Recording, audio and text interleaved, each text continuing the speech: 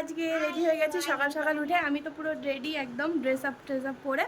তো আমরা যাচ্ছি কোথায়, তোমরা তো সব ইন্ট্রো দেখে বুঝেই গেছো। আর তাড়াতাড়ি তাড়াতাড়ি রেডি হয়ে গেছি, এদিকে বাকিরাও রেডি আছে, এই যে অনেক রেডি হয়ে গেছে। এই কী করছো তুমি এখন?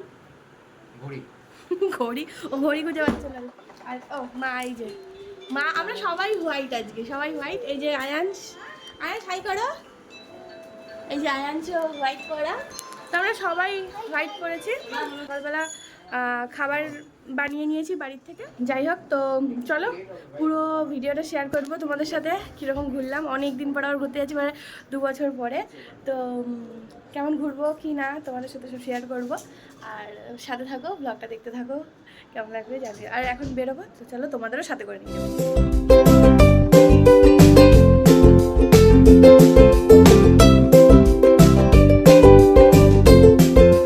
তো দেখো, আমি অনুপকে বলেছিলাম যে আমরা যাব পুরো সেই টাইমটার জন্য কিছু স্ন্যাক্স আইটেম নিয়ে আসতে।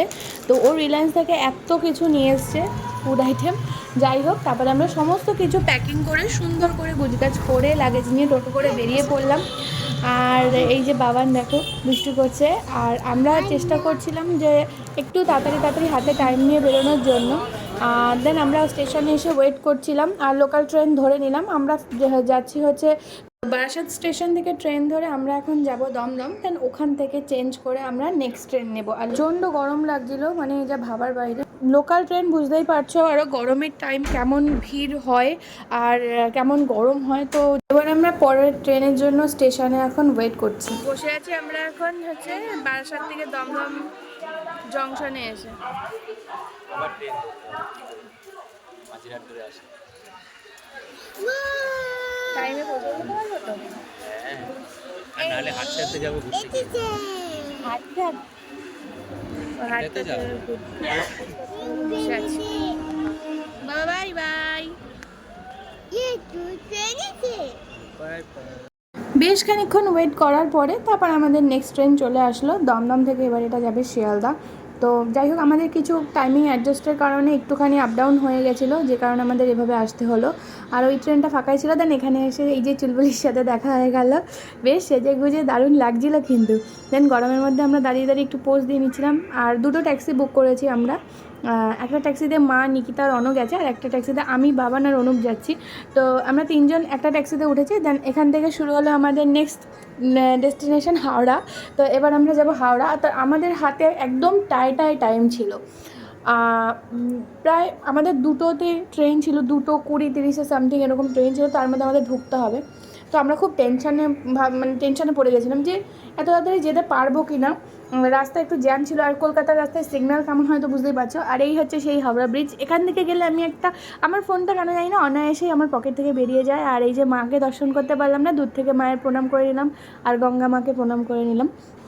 তো যাই হোক, এইবার ঘটলো ঘটনা। স্টেশনে এসে দেখছি অজস্র ওয়েটিংয়ের লোক। তারপর আমরা বাড়ি থেকে যে লাঞ্চ নিয়ে এসেছিলাম সেগুলো লাঞ্চ করলাম। এসে শুনলাম ট্রেন 2 ঘন্টা লেট। এবার তো আমরা বোর্ডের দিকে তাকিয়ে আছি, কী করব, টাইম পাস হচ্ছে না। ও বলছে তুই নেল পলিশ পরে আসিস নি, চল আমি তোকে পায়ে নেল পলিশ পরে দিই। আমি বলছি আমার নখ নেই, তুই আমার নেল পলিশ পরবে কি কোথায়? তো বলছে না, পরিয়ে দিই। বসে বসে বোরিং হওয়ার থেকে ফোন ঘাটতেও আর ভালো লাগছে না। দেন ইয়ার্কি আড্ডা চললো বেশ খানিকক্ষণ। অ্যাট লাস্ট আমাদের দুটো ট্রেন 4টের সময় মানে ঢুকলো। আমরা 4টের সময় ট্রেনে উঠলাম। এরকমভাবে দীঘা আমি কোনো দিন যাইনি। This is the first time experience of my life যে বিকেল 4টের সময় দীঘা যাচ্ছি। সবাই মোটামুটি অর্ধেকের বেশি টায়ার্ড হয়ে গেছে। আর এদিকে দেখো নিকিতা গান শুনতে শুনতে ঘুমিয়ে পড়েছে। টায়ার্ড যতই হোক, খাবার দেখলে শরীর সবার চাঙ্গা। আর যেহেতু আমরা এসির টিকিট পাইনি, দেন আমাদের এভাবে যেতে হচ্ছিলো, গরমে সবার বেহাল অবস্থা। আচ্ছা, তো এই হচ্ছে ব্যাপার। আর দেন ফার্স্টেই নিয়ে নিলাম একটা চা। সবাই মিলে একটু চা খেয়ে সন্ধ্যাবেলা শরীরটা চাঙ্গা করে নিলাম। তারপরে খেলাম ঘুগনি। আর এর হচ্ছে এই কাণ্ড। আমার মা কি করবে বুঝতে না পেরে দেখো কি করছে।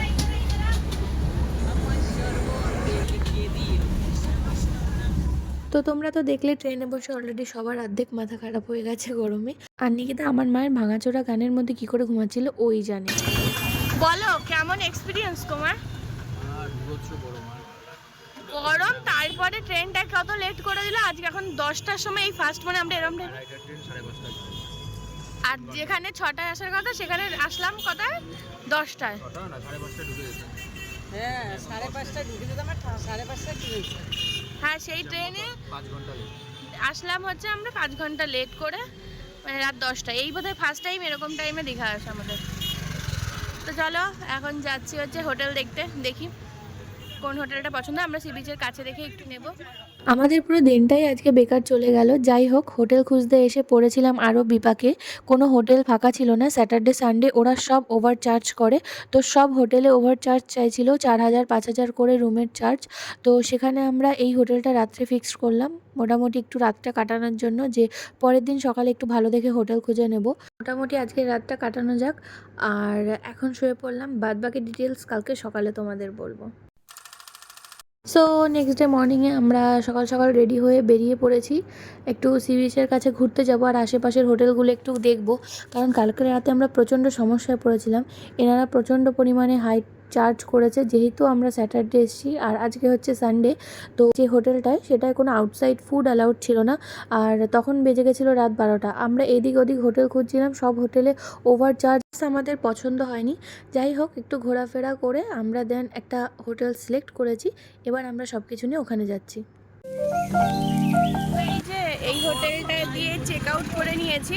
চেক আউট করে এখন হচ্ছে যাচ্ছি অন্য একটা হোটেলে, বিকজ এই হোটেলের সার্ভিস একদমই ভালো না। আমরা কালকে রাতে এমার্জেন্সিতে অনেক রাত হয়ে গেছিলো, যেহেতু কালকে অনেকগুলো খুঁজেছি, হোটেল পাইনি বলে এটা মানে নিতে হয়েছে। তাও আমাদের 2,000 টাকা করে নিয়েছে। অতটা স্পেস নেই, আমি রুম ট্যুরও করিনি এটা। তো এখন যাচ্ছি যেটা, সেটা খুব সুন্দর, রুম ট্যুরও করবো। ঠিক আছে, এই যে দেখো আয়ানসের বাবা, ওই যে বাবা, এই যে মামা ভাই, ভাই। তা আমরা সকালে একটু বিচের ওখানে গেছিলাম, তারপরে চলে এসেছি, এখন যাচ্ছি। চলো তোমাদের সাথে দিয়ে যাচ্ছি। তো ওখান থেকে হোটেল চেক আউট করে আমরা চলে এসেছিলাম হোটেল রিভাতে। এখানে এসে আমরা ফার্স্টে দেখে গেছিলাম, রুমগুলো খুব পছন্দ হয়েছে, অ্যাটমসফিয়ারটাও খুব ভালো। দেন এসে আমরা হালকা পাতলা একটু ব্রেকফাস্ট করে নিলাম। আর প্রথমে খেলো মা একটু চা, কারণ মার একটু শরীরটা খারাপ ছিল, সেই জন্য মাকে চা দিলাম আর আমি একটু চা খেলাম। চাটা দারুণ হয়েছে। তারপর আমরা ব্রেকফাস্ট করে এসেছিলাম ঘুরতে উদয়পুর বিচে। তো এখানে এসে একটু আমরা মাছ নিয়েছিলাম আর বসে বেশ গল্প করছিলাম, আর এদিকে বাবান খুব এনজয় করছিল। যাই হোক, তো তারপরে এখানে কিছুক্ষণ সময় কাটিয়ে বেশ মজা করলাম, বাবানও বেশ মজা করলো জলের মধ্যে। তো ওকে যখন আমি ফার্স্ট দীঘা নিয়ে এসেছিলাম, ও তখন খুবই ছোট ছিল, তো এতটা এনজয় করতে পারেনি। যেহেতু এখন একটু বড় হয়ে গেছে, ব্যাস ওকে আর পাইকে। তো আমিও চেষ্টা করি ওকে একটু ফ্রিডম দেওয়ার। তো দেন তারপরে আমি আর নিকিতা একটা আইসগুলো দেখেছিলাম, ব্যাস খাবো না সেটা কি আর হয়।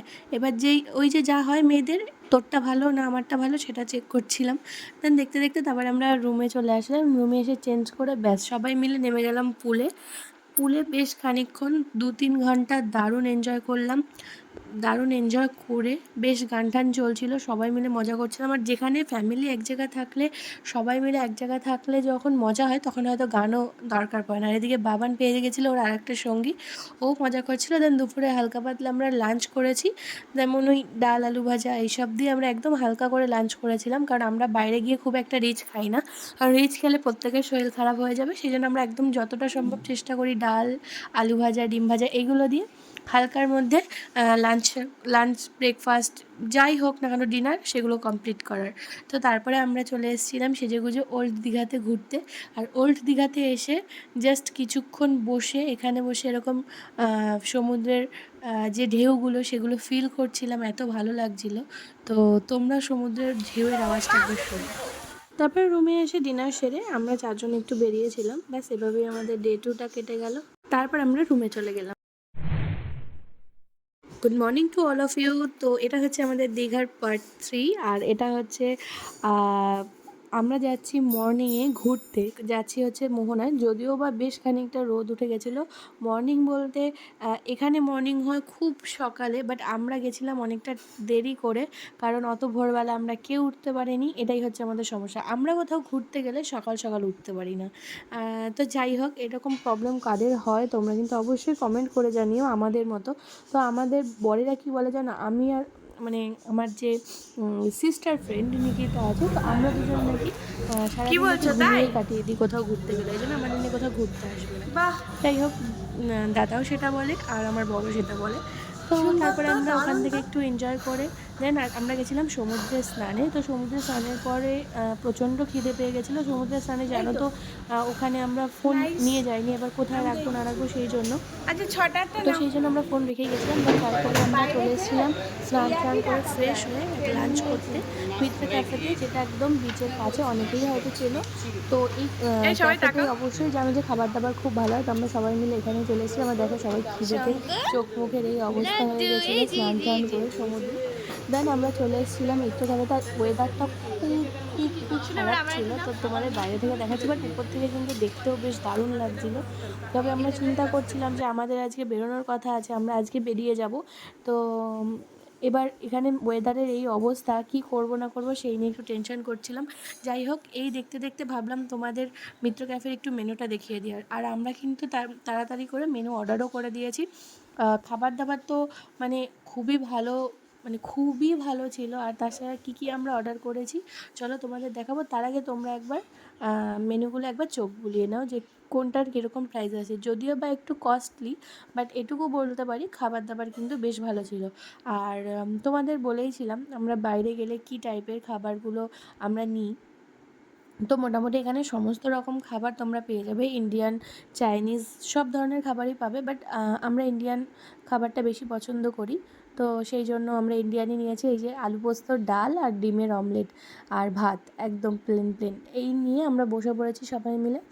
আর আমরা ঘুরতে বেরোলে কিন্তু পরিমাণে খুব অল্প খাবার খাই, কারণ বেশি খাবার খেয়ে ঘোরা যায় না। দেন খাবার দাবার খেয়ে এসে আমাদের ট্রেন টাইম ছিল, তো আমরা লাগেজ প্যাকিং করে রেডি হয়ে বেরোতেই যাব। ওমা, আমার মনে পড়লো যে আমাকে আমার বর বলল, তুমি আজকে রুম ট্যুর করেছিলে রিভার হোটেলটার। তো যাই হোক, আমাদের রুম ট্যুর করা হয়নি। দেন লাস্ট মোমেন্টে সবাই ঠিক এরকম অবস্থায় আমি ভাবলাম একটা ছোট্ট করে রুম ট্যুর তোমাদের করে দিই। এই ছিল আমাদের রুমটা। আর এইখানে ছিল হচ্ছে তোমার ওয়াশরুমটাও বেশ ক্লিন আর সুন্দর ছিল। আর একটা যেটা, যে আমরা সকালবেলা 3টে রুম নিয়েছিলাম, সব চেক আউট করে আমরা সমস্ত জিনিসপত্র একটা রুমে রেখে আমরা কিন্তু একটা রুমের মধ্যে রেখে আমরা বাইরে স্নান টান করতে গেছি, ঘুরতে গেছি, সমস্ত কিছু করে নিয়েছি। আর আমাদের রুমের সাথে, প্রত্যেকটা রুমের সাথে ছিল এরকম বড় বড় ব্যালকনি, যেখান থেকে এরকম দারুণ দারুণ ভিউ দেখা যেত। আর যেই রুমটা আমরা নিয়েছিলাম সেটা হচ্ছে একদম ক্লোজ আপ ছিল, মানে একটা রুমের থেকে আরেকটা রুম যাওয়া যায়। আমি আর নিকিতা এরকম রুম নিয়েছিলাম, আর মায়ের জন্য একটা আলাদা রুম নিয়েছিলাম। দেন তারপরে আমরা চলে আসলাম স্টেশনে এসে বেশ খানিকক্ষণ ওয়েট করার পরে চলে আসলো আমাদের ট্রেন। বাস ট্রেনে করে এবার আমরা বাড়ি যাই। তোমাদের আমার ব্লগটা কেমন লাগলো সেটা অবশ্যই জানিও। ভালো লাগলে একটা লাইক করে দিও, চ্যানেলটা সাবস্ক্রাইব করে দিও। Okay, thanks for watching, bye by.